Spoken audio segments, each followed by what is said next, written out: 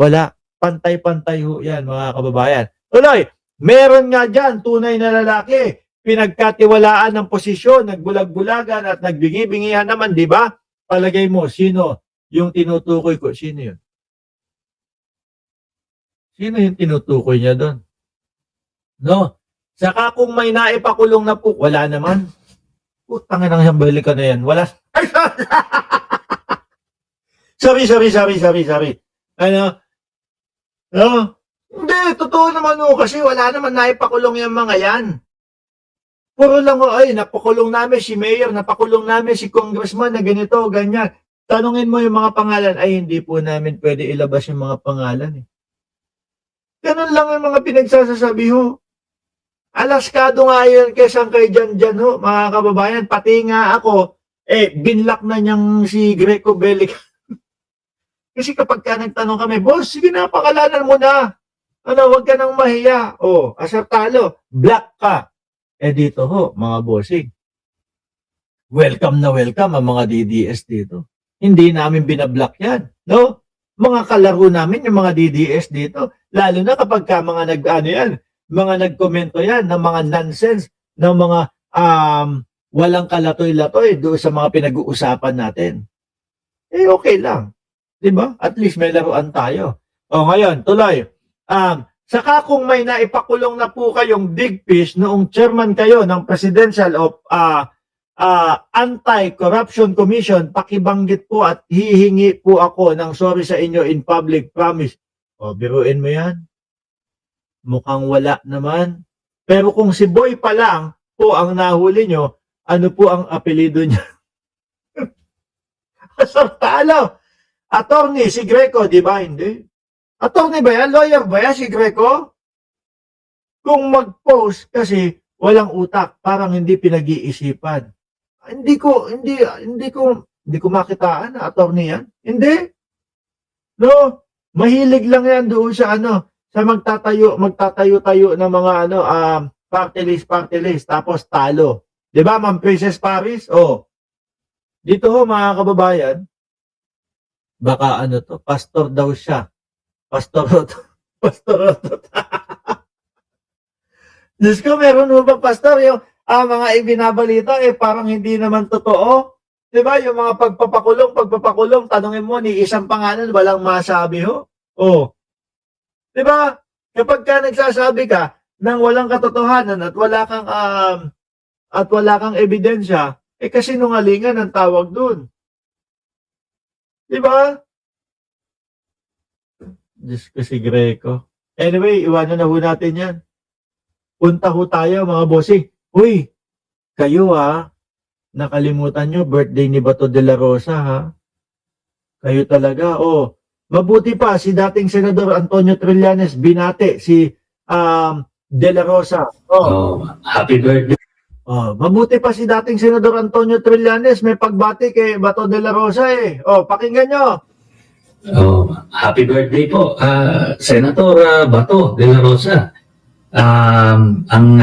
Dali dati ho, alam nyo, kapag gumaganito si Antonio Trillanes, pag binabanatan, binibira, pinagkakatuwaan ho si Bato de la Rosa, sumasagot si Bato Mainit pa ulo nun, no? Medyo kalampag pa yon doon sa podium na kinatatayuan niya. Come on, Mr. Trillanes, Mick Madi, ganun pa yon, di ba? Rowena Buduan, shout out sa iyo. Pero ngayon parang wala hong sagot kahit Busy ho yata sa pagtatago, sa pagliletsyon si Bato de la Rosa. Kung saan man naroon si Bato de la Rosa, naku po, wag ho kayong lalabas. Baka madire-diretso ho kayo nung eroplano patungong dahig ho. Nako. Sana nasa mabuti kayong kalagayan. At ang aking wish nga ay sana magkaroon kayo ng tapang na harapin yung mga akusasyon laban sa inyo. Tapos mayabang pa si Bato de la Rosa. No? Yabang pa ni Bato de la Rosa. No? Sabi ni Bato, flight is a sign of guilt daw ho, mga bossing. No? Tapos ito siya, nagtatago. Partida pa ho yan, Wala pang yan. wala pa hong warrant of arrest talaga. Kasi ang sabi ni Ombudsman Boying Remulla, hindi pa ganap na warrant of arrest. Pero magiging ganap kapag yung isang kakulangan ay mailagay na. Sabi ni ni Yaya Ning, nagsimba ba kayo, Mark? Opo, no? Last week, pero hindi. Busy kami sobrang busy namin ngayon. Dahil po doon sa gym na itinatayo, no? Ano na lang, ilang araw na lang bubuksan na yan. Tuloy. And better yet, pangunahan nyo na. Samahan nyo na si Digong doon sa dahig para hindi siya malungkot. Oo nga, totoo. Totoo, mga kababayan. Kesa naman, etong mga kapwa nyo, mga DDS, araw-araw nagpapadasal ho. No?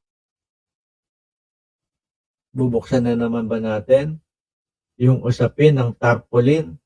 Lalagyan ng 2 kandila, lalagyan ng tinapay, lalagyan ng panset, kung ano man yung handa nyo sa araw na yon. Bubuksan na naman ba natin yon? Hindi ho, mga kababayan. Di ba? Pangako naman talaga kasi ni Bato de la Rosa na sasamahan niya ang dating Pangulong Duterte kahit saan eh. Pangako din ni Bato de la Rosa na dadalawin si dating Pangulong Duterte doon sa dahig bago o matapos yung eleksyon. Nanalo't lahat na ho, mga kababayan, wala pa din. Hindi pa din ho nagpapakita. Hindi pa din po tinutupad yung kanyang mga sinabi. Inutulang yata kaya niyan. Di ba, mga DDS? Since uto-uto naman daw kayo, ay sige, naku, para makuha ko ulit ang mga boto nitong mga DDS na ito, ay sabihin ko, pupuntahan ko si Tatay Digong doon. Sasamahan ko si Tatay Digong. Bibisitahin ko si Tatay Digong. Since nanalo na, wala na po. Hindi na po tinupad yung 2,000 pababa na kuryente sagot na ni Rodante Marcoleta. Sandali. Naalala na naman natin yung 2,000 pababa ni Rodante Marcoleta, mga bossing. No? Kasi naman biruin mo, nung panahon ho ng eleksyon, yan yung pangako niya. Ang daming umasang mga DDS dyan, ha?